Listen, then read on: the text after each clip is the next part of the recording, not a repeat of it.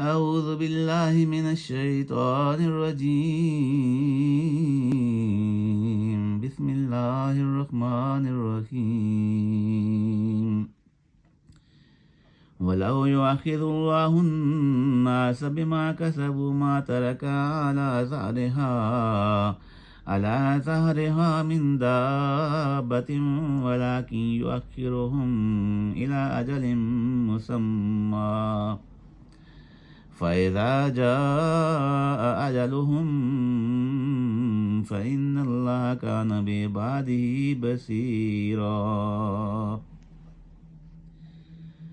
اور اگر خدا لوگوں کو ان کے اعمال کے سبب پکڑنے لگتا، ان کی گرفت کرتا، تو روئے زمین پر ایک آدمی بھی چلنے پھرنے کے قابل نہ رہتا، لیکن وہ ان کو ایک وقت مقرر تک مہلت دیے جاتا ہے، سو جب ان کا وقت آ جائے گا تو ان کو ان کے اعمال کا بدلہ دے گا۔